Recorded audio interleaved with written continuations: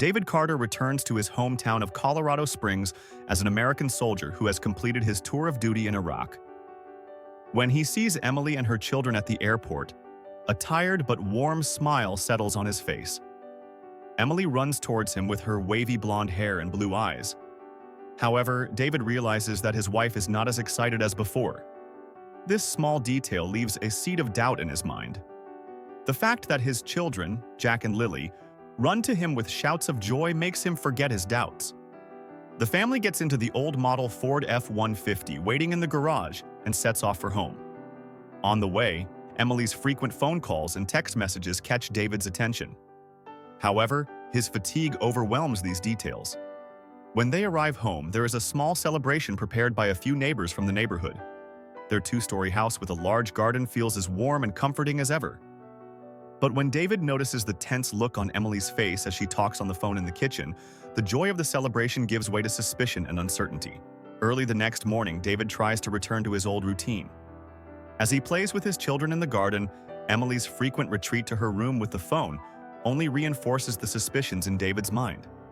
Emily's whispered conversations, echoing in the silence of the house, make him feel that he is facing a struggle more complex than war. At dinner that day, Emily's rapidly changing moods catch his attention. Emily is talking cheerfully with the children at the table, when her face suddenly tenses when she sees a message on her phone. Despite the silence at the table, David cannot silence his thoughts. After dinner, he realizes that Emily has taken the phone to the bathroom and sees several messages reflected on her screen. The sender of the messages bears the name Ethan. David cannot sleep through the night. Over and over in his mind, he questions Emily's messages on his phone and her sudden mood swings. Early in the morning, he catches a glimpse of Emily still asleep. Her phone is left charging in the kitchen. David hesitantly opens the screen of the phone, but encounters a password barrier. He quickly puts the phone back down when he hears Emily's footsteps.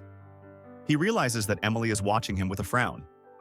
During the day, David focuses more intently on Emily's behavior. When they get into the car to take the children to school, Emily's preference for the back seat over the front seat raises questions in David's mind.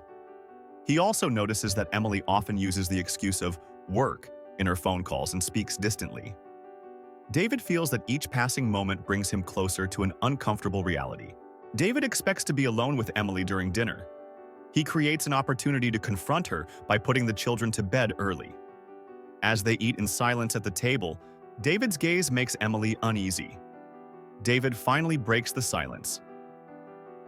"Emily, you've been very preoccupied lately. Is there anything you want to tell me?"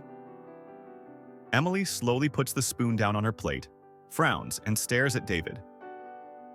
"What do you mean? Are you kidding?" David's voice takes on a more determined tone. "Are you holding something against me?" "I'm talking about the messages on your phone." A look of guilt appears on Emily's face for a moment, but she quickly recovers. "David, you're being paranoid. This work stress is killing you." Without further ado, David gets up from the table and retreats to his room. But Emily's defensive reaction only strengthens his suspicions. As the night progresses, he realizes that the light in Emily's room has not gone out for a long time. He then makes a plan for the next day. He will follow Emily. The next morning, after Emily drops the children off at school, she gets into her car and speeds away from home. David, in his old camouflage jacket, jumps into his car and follows her, keeping his distance. After heavy traffic, Emily heads to a quiet neighborhood of the city. David cannot believe what he sees as Emily stops in front of Ethan's house and goes inside. Impatient, he gets out of the car and approaches Ethan's house, peering in through the window. Through the curtain, he sees Emily and Ethan laughing and chatting. As he backs away, clenching his fists, he hears their conversation coming from inside. Emily: "David doesn't know anything. I forget everything when I see you." Ethan: "You don't still have to deal with him. You're with me now." These words drive David crazy. On the way home, he plans the confrontation, his hands shaking with the anger building up inside him. That night, David summons all his courage and decides to confront Emily.